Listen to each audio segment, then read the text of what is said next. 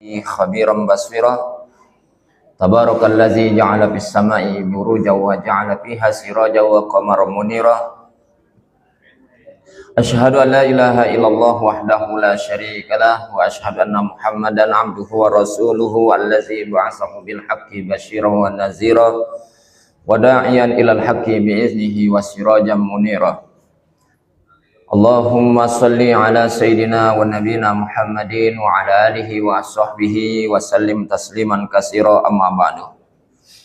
Qala Allah ta'ala fil Qur'anil Karim, a'udzu billahi minasy syaithanir rajim. Kuntum khaira ummatin ukhrijat linnas ta'muruna bil ma'ruf wa tanhauna 'anil munkar wa tu'minuna billah. Wa qala an-nabiyul karim, man da'a ila hudan kana lahu minal ajri mislu ujuri man tabi'ahu la yanqusu zalika min ujurihim syai'an. Shadaqallahul azim wa shadaqa rasuluhul karim wa nahnu 'ala zalika minasyahidin. Bapak Ibu kaum muslimin dan muslimat jamaah subuh rahimani wa rahimakumullah. Kembali kita meneruskan kajian kita membahas kitab Al-Adabul Mufrad karya dari Imam Al-Bukhari rahimahullah, kitab yang berisi tentang adab dan akhlak. Dan hari ini Bapak Ibu kita akan membahas riwayat yang ke-290. Kajian kita hari ini adalah berupa asar, bukan hadis. Kalau hadis itu adalah ucapan, perbuatan, dan keputusan dari Nabi. Yang ini pagi hari ini kita membahas sebuah asar. Asar itu artinya riwayat yang berupa perbuatan atau perkataan sahabat Nabi. Sahabat Nabi yang akan kita bahas pada hari ini adalah sepasang suami istri yang sangat ideal. Keduanya soleh dan solehah, yaitu sahabat Nabi yang bernama Abu Darda dan Ummu Darda. Dua ini adalah pasangan suami istri yang sangat ideal, dan kita berharap termasuk orang yang seperti beliau. Tidak semua punya nasib seperti ini, karena ada suami yang baik, suami yang soleh, tapi istri tidak soleh, tidak solehah. Contohnya siapa Pak? Nabi Lut sama Nabi Nuh. Dua-duanya Nabi, tentu soleh, tapi qadarullah punya istri yang suka membangkang, tidak solehah. Sebaliknya ada istri solehah, tapi suami tidak soleh. Contohnya siapa? Fir'aun. Itu Pak. Istrinya Masya Allah Pak, namanya Asia. Solehah luar biasa. Sampai-sampai Nabi Muhammad SAW menyebutnya beliau satu di antara 4 wanita yang menjadi pemimpin surga dari kalangan wanita. Masuk surga itu luar biasa Pak. Ini jadi pemimpin surga. 4 wanita yang jadi pemimpin surga. Satu di antaranya oleh Nabi disebutkan ini orangnya, yaitu Asia. Luar biasa solehah. Tapi punya suami jahanam Pak. Nama suaminya siapa? Fir'aun. Tapi ada lagi yang sepaket, suami istri sama iyo Pak, sama jahanamnya. Siapa uangnya Pak? Paman Nabi itu, namanya Abu Lahab. Suami istri plus anak-anak segerbong, sampai turun surat khusus membicarakan keluarga dia. Tidak kata yang lain, satu keluarga itu disebutkan dalam satu surat khusus. Nama suratnya apa Pak? Al-Lahab, yang biasa kita baca, tabbat yada abi lahabiw wa tabb. Nah, hari ini kita akan membahas kedua-duanya ideal, suami istri sangat ideal, yaitu Abu Darda radhiyallahu anhu dan Ummu Darda radhiyallahu anha. Baik Bapak Ibu, kita akan coba bahas bunyi riwayatnya. An Ummi Darda qalat, dari Ummu Darda sang istri, dari Ummu Darda radhiyallahu anha, beliau berkata, qama Abu Darda lailatan yusolli. Suatu ketika beliau mendapati suaminya bangun tengah malam untuk sholat. Faja'ala yabki wa yaqul. Nah, yang menariknya lagi, dia dapati suaminya itu malam harinya sholat, waktu berdoanya sambil nangis-nangis. Jadi suaminya berdoa sambil nangis-nangis. Apa bunyi doanya? Allahumma ahsanta khalqi fahassin khuluqi. Duhai ya Allah, karena engkau telah menyempurnakan penciptaan terhadap fisikku ini, lapadek fisikku ini, sempurna fisikku ini, maka pintaannya apa Pak? Fahassin khuluqi. Maka ya Allah, aku mohon padamu, sempurnakan juga akhlakku. Jadi dia berterima kasih sama Allah, lah diciptakan punya fisik yang pandai, fisik yang lengkap, fisik yang sempurna. Tapi ada yang belum sempurna menurut dia, maka dia minta sama Allah apa? Sempurnakanlah ya Allah, agar aku ini punya akhlak yang mulia. Baik Bapak Ibu jamaah rahimani wa rahimakumullah. Yang makin mengejutkan beliau sang istri tadi apa? Hatta asbaha. Doa yang dia pinta tadi itu diulang-ulang, dibaca-baca sambil nangis, dibacanya sampai datang waktu pagi besok. Malam berdoanya sambil nangis. Bunyi doanya tadi Pak, ya Allah, karena engkau telah menyempurnakan penciptaan terhadap fisikku, maka sempurnakanlah ya Allah akhlakku ini. Itu bah yang didoanya Pak, ada kata yang lain. Tapi yang dibacanya doa tadi cak mana? Diulang-ulang sampai pagi. Allahumma ahsanta khalqi fahassin khuluqi. Dempak habis. Tapi diulangnya lagi. Allahumma ahsanta khalqi fahassin khuluqi. Allahumma ahsanta khalqi fahassin khuluqi. Sambil nangis, dan itu dibacanya berulang-ulang sampai datang waktu paginya besok. Itu berapa kali tuh Pak dibacanya kalau sampai pagi? Tidak keruan hitungnya lagi Pak ya. Baik Bapak-bapak, Ibu-ibu, jamaah rahimani wa rahimakumullah. Dari sini ada banyak pelajaran Pak. Ternyata akhlak yang bagus itu agar ada di diri kita itu Pak, tidak bisa hanya datang membentuk kita secara natural Pak, tidak alami. Harus dibentuk. Satu, memang kitanya yang berusaha agar bisa berkawan dengan wong yang baik sehingga bisa menular ke kita. Di sisi yang lain apa Pak? Jangan lupa mintanya sama Allah. Karena Allah zat yang maha sempurna, maka mintalah kesempurnaan itu sama Allah. Nah, ada kesalahan kita, termasuk aku setelah baca hadis ini Pak, setelah baca riwayat ini, yang mungkin perlu dikoreksi buat kita apa? Kita selama ini kalau berdoa yang kita minta apa?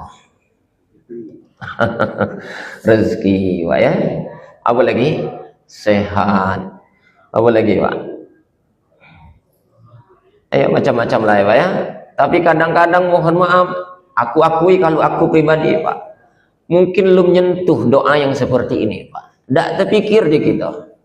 Ya aku pribadi lah.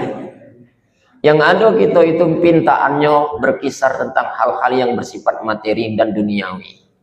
Ya Allah, mintalah aku sehat ya Allah. Ya Allah, mintalah aku banyak rezeki ya Allah. Ya Allah, mudahkanlah segala urusan hidupku ya Allah. Ya Allah, aku punya anak ya Allah, agar anakku ya tolong jadikanlah anakku jadi ini. Segala macam yang kita minta. Tapi terkadang luput kita minta sama Allah, doanya cak mano ya Allah, aku ini menjadi orang yang berakhlak mulia. Yang ada di kita mungkin kepikiran akhlak itu dibentuk lewat pergaulan saja. Cak mana kita bergaul dengan wong yang pandai supaya nular ke kita. Bagus itu Pak. Tapi yang harus dikoreksi berdasarkan riwayat ini, ternyata selain memang ikhtiar kita dalam keseharian bergaul dengan orang yang baik sehingga bisa menular ke kita, jangan lupa sandarkan juga kepada Allah. Karena Allah maha segala-galanya, maha sempurna. Maka boleh jadi kekurangan kita belum juga berakhlak mulia sampai hari ini, mungkinnya kita belum mengandalkan maksimal kepada Allah.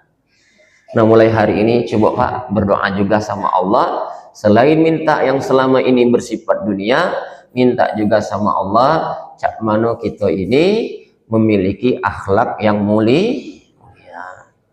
Doa tadi biasanya kita baca kapan Pak? Allahumma kama hassanta khalqi fa hassin khuluqi. Itu biasanya kita baca kapan? Lagi berkaca ya, lagi bercermin. Benar ini Pak. Dulu kami sekolah dulu diajarkan kalau nak bercermin baca doa ini. Allahumma kama hassanta khalqi fa hassin khuluqi. Ya Allah, karena Engkau telah menyempurnakan penciptaan terhadap fisikku. Nah, begitu kita nengok fisik kita di depan cermin, wah, padek nian badanku nih, sempurna nian Pak ya. Nah, jangan lupa, jangan terpesona dengan penampilan fisik. Minta juga sama Allah berikutnya Pak. Fahassin khuluqi. Maka ya Allah, sempurnakan juga akhlakku. Nah, coba Bapak Ibu, jangan hanya saat bercermin saja kita minta disempurnakan akhlak, tapi dalam doa kita setiap harinya, habis sholat, atau kalau sahabat Nabi ini waktu tahajudnya berdoa juga minta sama Allah. Bapak Ibu jamaah rahimani wa rahimakumullah. Lalu rasa penasaran sang istri tadi Pak, nanya sama si suaminya, kok doanya yang itu baik? Nah, dia tanya apa? Ya Abu Darda, wahai suamiku Abu Darda, makana du'auka munzul laila illa fi husnil khuluq. Ngapu pulo semalam suntuk, doa yang kau minta sama Allah cuma minta sempurnanya akhlak saja, tidak ada yang lain. Kok tidak ganti yang dipinta kecuali itu? Itu tadi Pak, yang diulang sampai datang besok paginya Pak, sampai datang waktu subuh. Istri penasaran Pak, apa tidak ganti doa lain? Kok yang itu baik, wahai suamiku Abu Darda, ngapa doanya cuma itu, tidak ganti yang lain yang dipinta? Nah lihat Pak jawaban sang suami, si Abu Darda yang soleh ini Pak, radhiyallahu anhu. Apa kata beliau? Innal abdal muslim yuhsinu khuluquhu hatta yudkhiluhu husnu khuluqihi al jannah. Kata beliau, ketahuilah wahai istriku Ummu Darda, sesungguhnya hamba muslim yang baik akhlaknya, lalu dengan akhlak yang mulia yang dia miliki itu dipertahankan terus menerus, yudkhiluhul jannah, dengan akhlak mulianya itu juga akan menyebabkan dia masuk surga. Ini Pak alasannya Pak. Nah, ada dua statement beliau Pak. Lalu berikutnya apa? Wa yusi'u khuluquhu hatta yudkhiluhu su'u khuluqihi annar. Sebaliknya kata beliau, statement yang keduanya, kalau orang itu buruk akhlaknya dan bertahan dengan keburukan akhlaknya itu, maka dengan keburukan akhlak itu akan menyebabkan dia masuk ke dalam neraka. Ibu bapak jamaah rahimani wa rahimakumullah, wajar kalau kemudian sebegitu ngototnya Abu Darda minta kepada Allah tentang sempurnanya akhlak. Alasannya apa Pak? Dengan akhlak mulia maka akan memudahkan dia masuk surga. Dengan kata lain apa Pak? Surga itu bisa dimasuki oleh kita adalah dengan syarat kitanya apa? Punya akhlak yang mulia. Dan ini kemudian sejalan dengan kajian kita kemarin di pertemuan sebelumnya, di mana Rasulullah SAW bertanya, kata Nabi, apa yang menyebabkan banyak orang masuk neraka, masuk surga? Kalau kemarin ada dua Pak ya, yang banyak masuk surga itu taqwallah wa husnul khuluq. Yang banyak masuk neraka karena dua juga, apa? Dua lubang, kemaluan sama mulut. Nah itu kita yang bahas kemarin.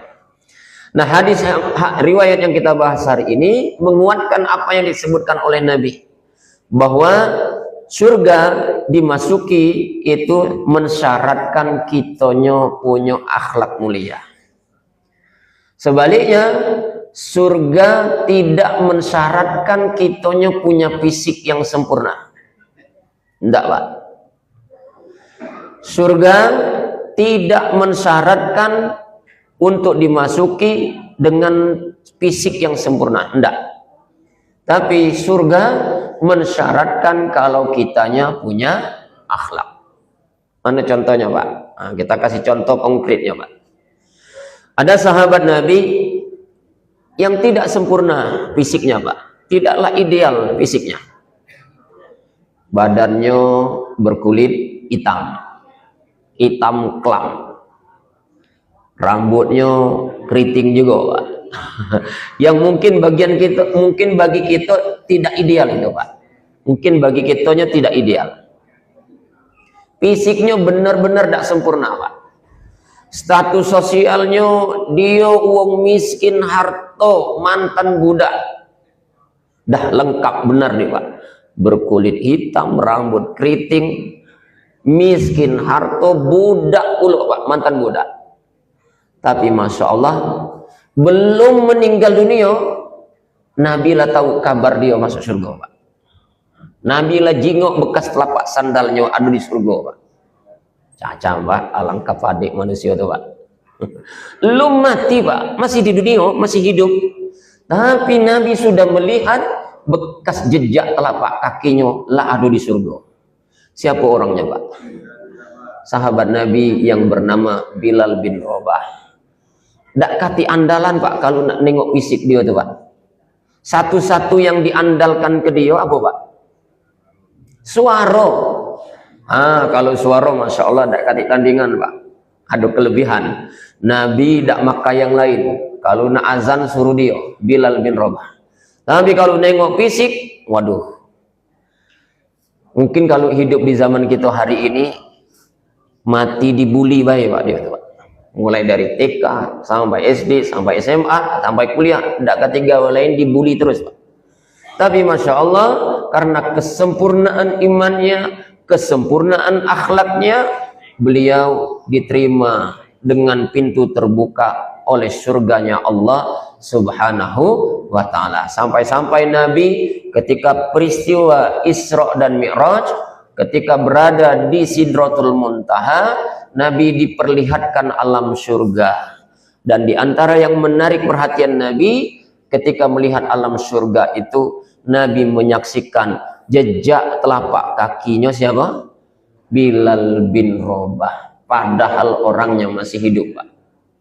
Besok pagi Nabi balik lagi ke bumi, lalu nanya dengan Bilal, wahai Bilal, apa amalan kau nih?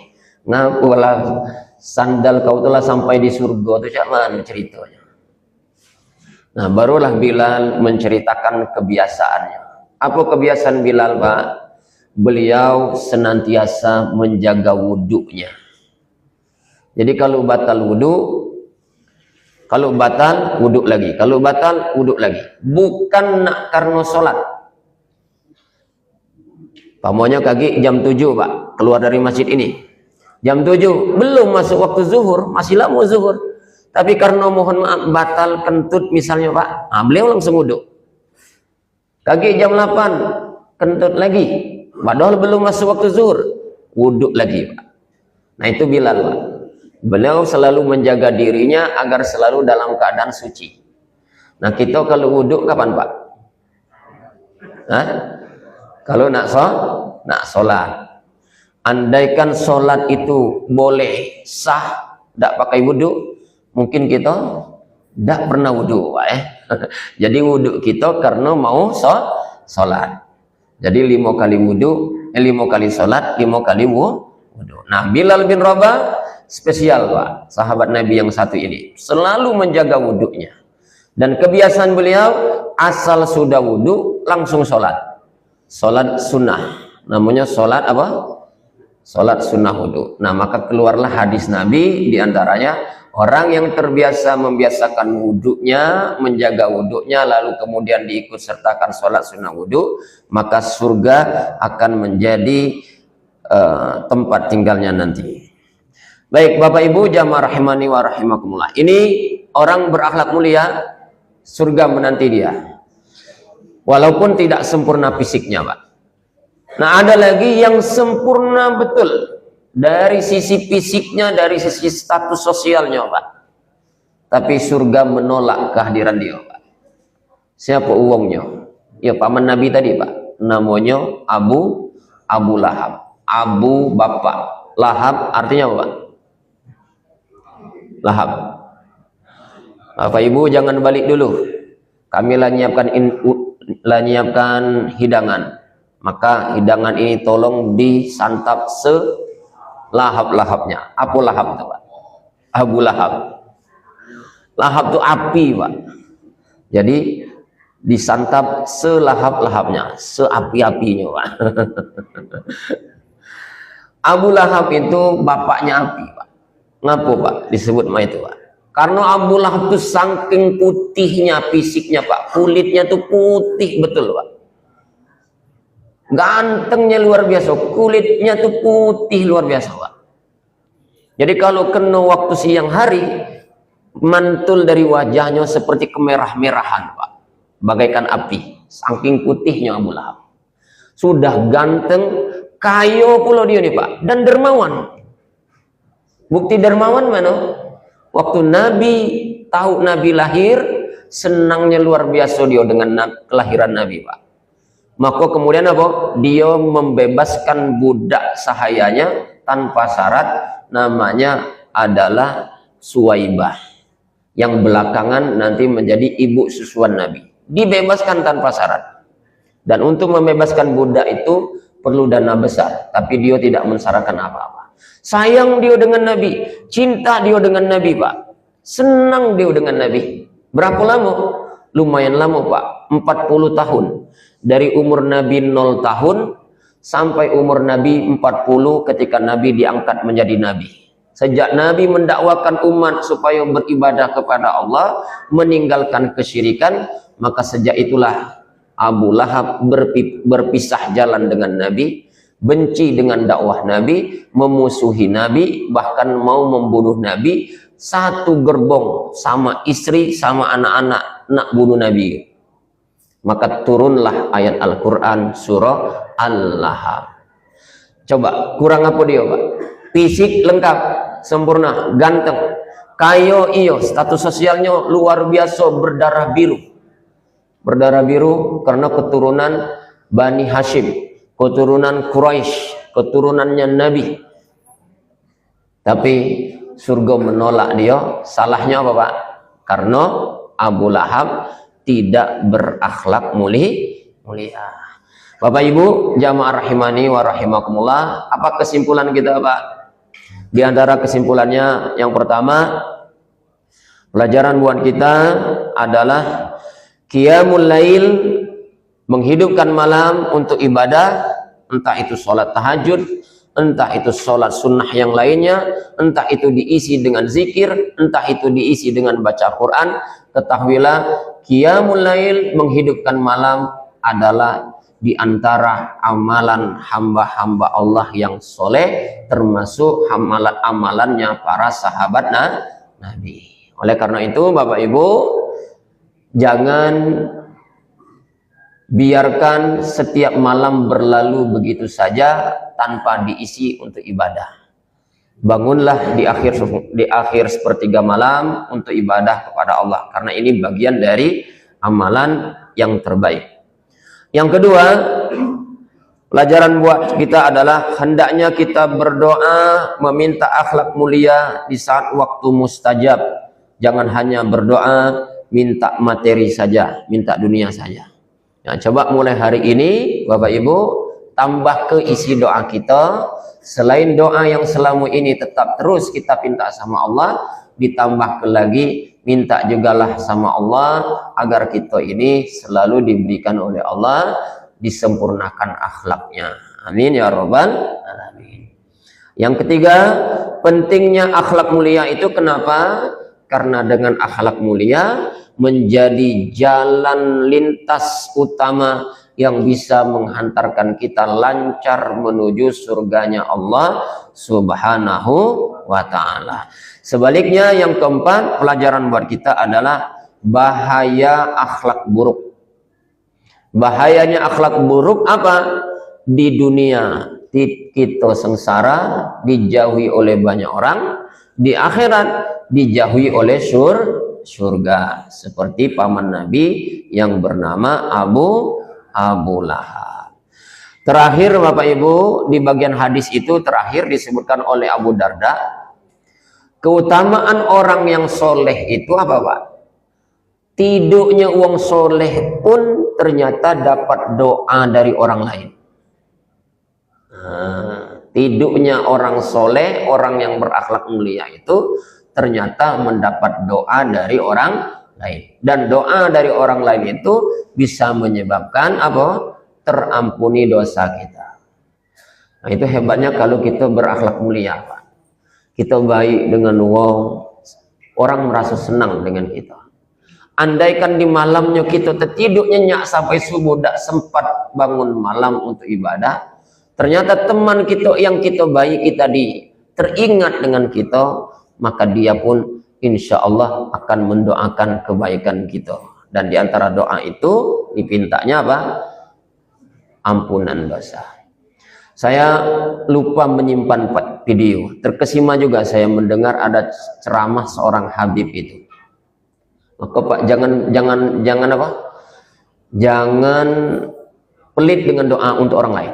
Apa isi doanya? Walaupun ini mungkin nalar Pak, dia tidak mengungkapkan dalil. Tapi masuk logika. Nanti ada kuburan yang sepi, ada kuburan yang ramai Pak. Nah itu kata beliau. Kuburan yang sepi itu apa? Kuburan bagi, memang dia penghuni surga nanti akhirnya. Tapi karena dia di dunianya pelit mendoakan orang lain, maka ketika berada di alam kubur sepi sesepi-sepinya Pak. Nak kati juga nak mendoakan dia. Tapi bayangkan kalau selama di dunia rajin mendoakan orang lain, termasuk mendoakan orang yang sudah meninggal dunia, ahlul kubur didoakannya. Nanti kalau dia meninggal dunia, balasannya tidak disia-siakan oleh Allah. Allah gerakkan lisan orang lain juga untuk mendoakan dia ketika dia berada dalam kubur. Maka kuburannya nanti terang benderang, seakan-akan rame, tidak sepi dari kiriman doa. Nah jadi jangan Pak, ya doa ke Pak orang lain Pak, termasuk sesama kita. Tidak tersebut dengan namanya bahasa yang umum baik Pak. Apa yang umum tuh Pak? Rabbighfirli wali walidayya. Apa? Allahumma ighfir lil mu'minina wal mu'minat wal muslimina wal muslimat. Nah, masuk di sini Pak, ujungnya tuh. Al ahya minhum wal amwat. Yang hidup maupun yang mati. Masuk galau tuh Pak. Maka usahakan 3 doa ini kalau aku Pak. 1, doa untuk orang tua. Rabbighfirli wali walidayya warhamhuma kama rabbayani shaghira. Ini ke pucuk. Ke bawah, jangan lupa ke bawah nih Pak. Anak. Ini penerus kita, penyambung cerita kita anak tuh Pak. Maka doakan juga anak. Apa? Rabbana hablana min azwajina wa dzurriyyatina qurrata a'yun waj'alna lil muttaqina imama. Nah, baru ke samping. Ke samping tadi, Pak. Allahumma ighfir lil mu'minina wal mu'minat wal muslimina wal muslimat al ahya'i minhum wal amwat. Tiga ini kalau pacak dalam setiap berdoa jangan tinggal ke Pak. Ke pucuk orang tua, ke bawah anak, ke samping kaum muslimin dan muslimat tadi, Pak. Demikian Bapak Ibu kajian kita, mudah-mudahan ada manfaatnya. Mari kita baca doa kafaratul majlis. Subhanakallahumma wa bihamdika asyhadu an la ilaha illa anta astaghfiruka wa atubu ilaik. Terima kasih. Billahi taufiq wal hidayah. Wassalamualaikum